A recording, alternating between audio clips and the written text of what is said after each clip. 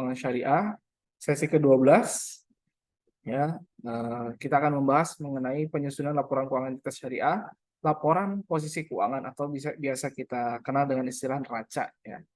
Sesi kemarin kita sudah membahas mengenai laporan laba rugi. Nah, saat ini kita akan bahas mengenai laporan posisi keuangan atau neraca. Oke, capaian pembelajaran yang akan kita dapatkan dari pengetahuan ini yaitu bisa mensimulasi bagaimana menyusun laporan keuangan, terutama di lembaga keuangan ya, karena laporan posisi keuangan ini agak berbeda seperti yang kita ketahui bahwa di laporan keuangan entitas syariah ya, neracanya itu ada 3 ya. Kalau biasanya kita tahu bahwa ada 4, sorry. Di posisi sebelah debit kita tahunya ada aktiva, kemudian sebelah kredit kita tahunya kewajiban dan modal, itu untuk di laporan keuangan konvensional atau umumnya. Nah, ada satu lagi adalah syirkah temporer. Nah, syirkah temporer ini menjadi ciri khas ya dari laporan keuangan dari entitas syariah. Oke, kita lihat dulu secara umum ya. Laporan posisi keuangan itu adalah menyajikan akun aktiva, ya, dana syirkah temporer, ekuitas dan kewajiban dalam satu periode tertentu. Nah, biasanya dibuat ya neraca ini atau laporan posisi keuangan ini bentuknya itu adalah horizontal. Berarti horizontal itu ke pinggir ya, itu bahasanya kontrol. Kemudian staffel yaitu vertikal dari atas ke bawah. Nah, tapi yang biasanya umumnya kita ketahui kalau di dalam laporan keuangan yang TBK atau laporan keuangan yang perusahaannya melantai di bursa efek itu biasanya bikinnya itu vertikal dari atas ke bawah. Jadi yang pertama, misalnya halaman pertama itu yang sifatnya aset, kemudian yang berikutnya baru sifatnya kewajiban, ekuitas dan juga dana syirkah temporer. Oke, di sini nilai modal pada neraca adalah nilai yang tercatat di laporan perubahan modal ya, atau laporan perubahan ekuitas. Keseimbangan pada neraca bisa didapat karena pada laporan tersebut sudah terdiri dari pendapatan dan biaya yang tercatat di laporan laba rugi. Nah, ini ya. Tadi saya katakan ada 4 aset, liabilitas atau kewajiban, kemudian dana syirkah temporer dan ekuitas atau modal. Nah, kita bahas satu persatu ya. Aset. Ya, aset secara garis besar dapat diartikan sebagai seluruh kekayaan yang dimiliki oleh perusahaan. Jadi kekayaan. Jadi kalau misalkan ditanya untuk apa sih ada laporan posisi keuangan? Untuk menggambarkan kekayaan perusahaan. Ya, berupa uang, barang, gedung dan sebagainya yang dapat dinilai dengan satuan mata uang. Jadi barang tidak berwujud pun ya seperti hak merek, kemudian paten, ya nama baik dan lain sebagainya itu kalau bisa dinilai dalam mata uang itu bisa masuk ke sini. Nah, adapun misalnya kayak pernah mungkin mendengar hak kekayaan intelektual kalau dia tidak berupa material itu agak susah ya. Tapi kalau sekarang sih sudah banyak hak kekayaan intelektual yang bisa dinilai dalam satuan mata uang. Misalnya kalian mau beli hak cipta tadi hak merek gitu ya. Itu harus ada nilai mata uangnya. Jadi kalau orang mau beli logo, mau beli ini juga ada ya. Kayak misalnya dulu sempat ketika WhatsApp dibeli oleh Instagram, itu kan sekian juta dolar. Nah, itu kan ada nilai mata uangnya. Nah, itu bisa menjadi aset bagi perusahaan Instagram ya. Sekarang Instagram dan WhatsApp itu menjadi satu kesatuan kan. Nilainya jadi berapa lebih berkali-kali lipat kan. Kekayaan ini didapat dari transaksi yang terjadi di masa lampau, akibat yang timbul adalah kekayaan perusahaan bisa bertambah maupun berkurang. Ya, jadi tergantung nih apakah terdapat kerugian dari penjualan aset atau keuntungan dari penjualan asetnya itu bisa terjadi. Nah, kemudian berdasarkan tingkat likuiditas atau tingkat cair atau tidaknya itu dibagi menjadi 2, aset lancar dan tidak lancar. Nah, apa yang dimaksud dengan aset lancar? Dikatakan di sini yang berdasarkan aset lancar itu adalah sebuah entitas syariah memperkirakan akan merealisasikan aset atau bermaksud menjual atau menggunakannya dalam satu siklus operasi yang normal. Jadi dalam 1 tahun dia akan merealisasikan aset tersebut, bisa digunakan untuk operasional, bisa dijual ya atau digunakan. Nah, itu termasuk ke dalam aset lancar. Kemudian aset yang tujuannya untuk diperdagangkan ya. Kemudian dalam 1 tahun, dan juga aset biasanya berupa kas dan setara kas, kecuali aset tersebut dibatasi pertukaran atau penggunaannya untuk menyelesaikan liabilitas sekurang-kurangnya 2 bulan atas.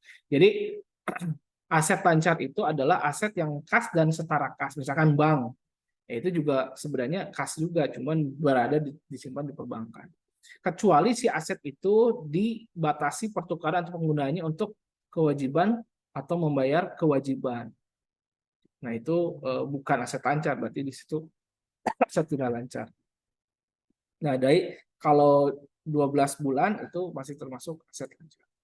Apa aja di sini ya? Uang tunai, kemudian persediaan, biaya dibayar di muka ya, atau sewa dibayar di muka, dan surat-surat berharga ya, saham dan lain sebagainya, termasuk piutang dagang atau piutang.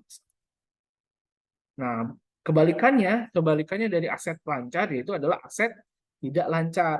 Nah, aset tidak lancar itu artinya kebalikan dari yang ini ya.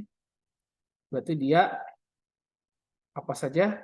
Aset tetap dan akumulasi penyusutan, kemudian aset tidak berwujud seperti tadi ya, merek itu tidak ada berwujud walaupun ada sertifikatnya ya, tapi tidak berwujud, kayak misalnya gedung, mesin ya, kendaraan itu kan aset yang tidak berwujud. Kemudian investasi jangka panjang.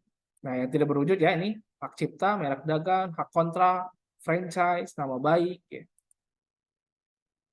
Nah, pada bank syariah, aktiva itu banyak macamnya ya, atau banyak modelnya. Nah, ini mungkin beberapa komponen-komponen yang jarang kita dengar, tapi mudah-mudahan menjadi hasanah ya, hasanah keilmuan bagi kita. Seperti misalnya giro pada bank lain. Giro itu semacam tabungan atau apa namanya, semacam simpanan, tapi bentuknya itu tidak bisa kita cashkan. Jadi yang namanya giro itu adalah suatu bentuk tabungan yang hanya bisa dipindah bukukan. Jadi dalam satu rekening ke rekening yang lain, itu namanya giro.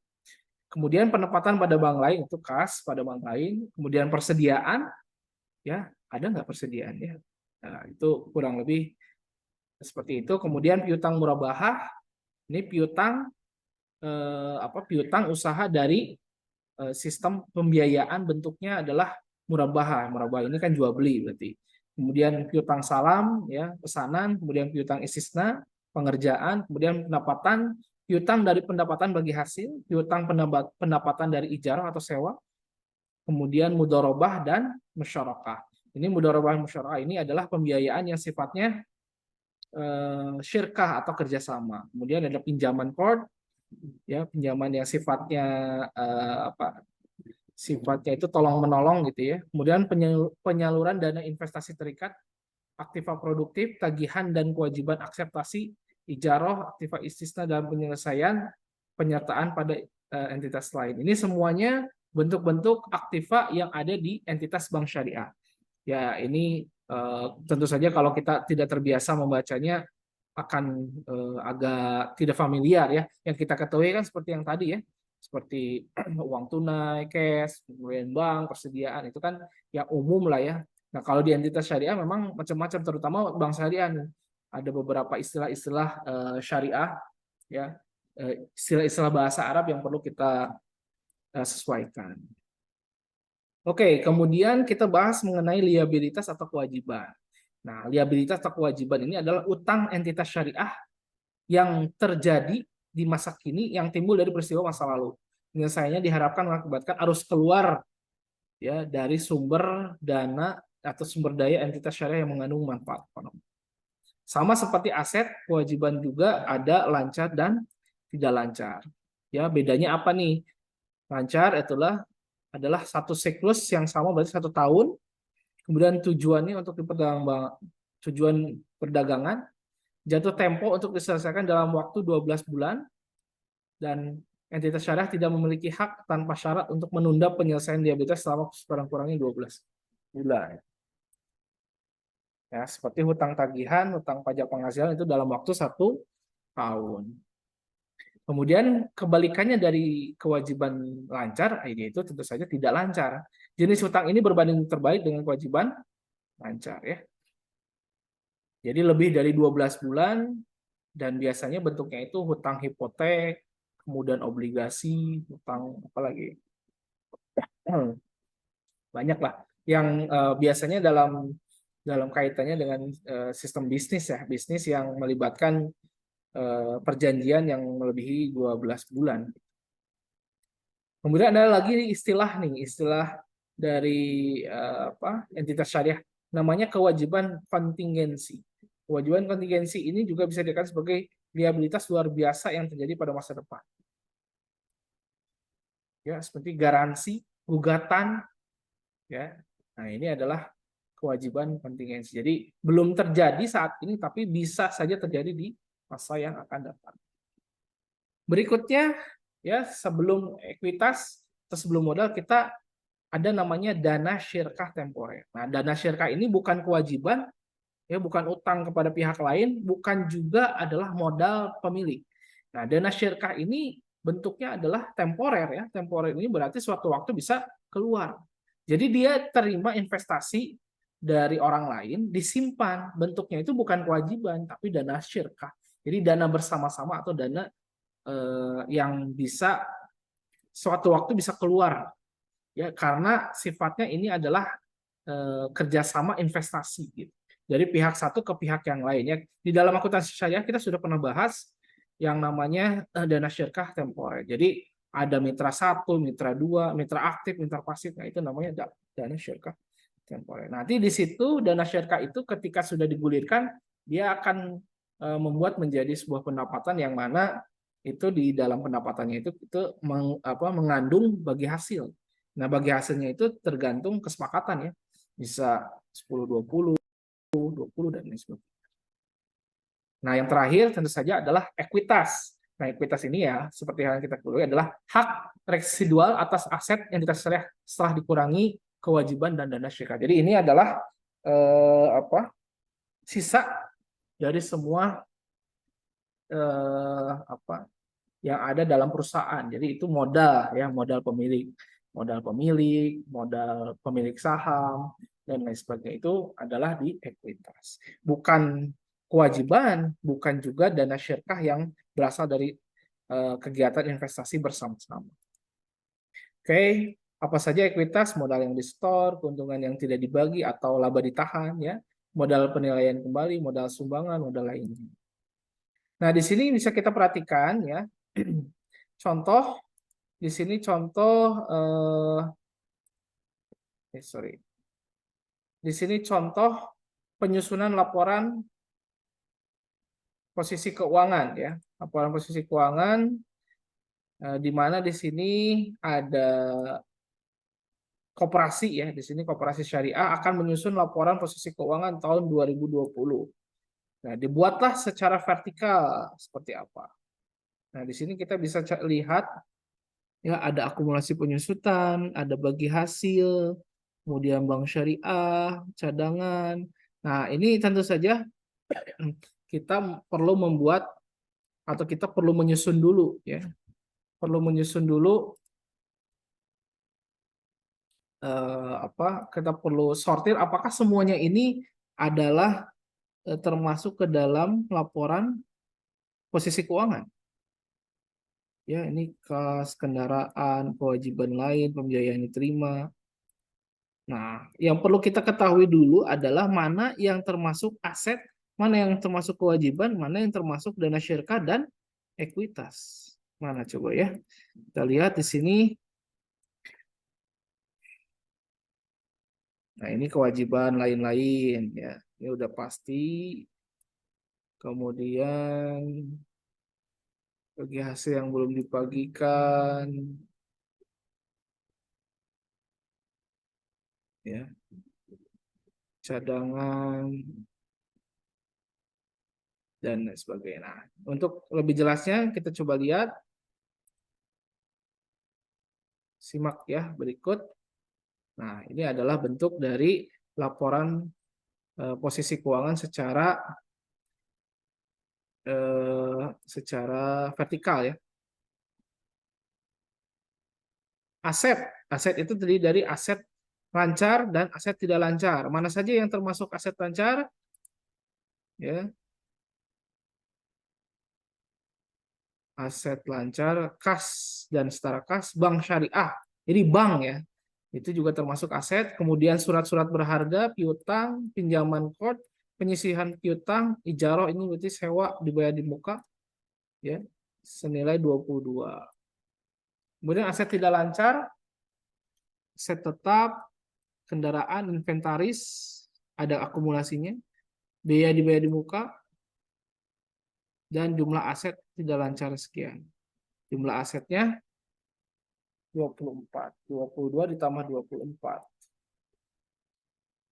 24. 22 ditambah 1293, totalnya 24051 sekian-sekian. Kemudian kewajiban jangka pendek, bagi hasil yang belum dibagikan, simpanan anggota, simpanan mudharabah, kewajiban lain-lain. Ya, kemudian yang jangka panjangnya, pembiayaan yang diterima. Ekuitas, ya. Kemudian di sini ada simpanan pokok, simpanan wajib. Karena ini bentuknya koperasi, ada simpanan ya. Cadangan, SHU berjalan. Nah, di sini tidak ada di dana syariah temporer, ada berarti memang dia tidak menerima jumlah investasi apapun.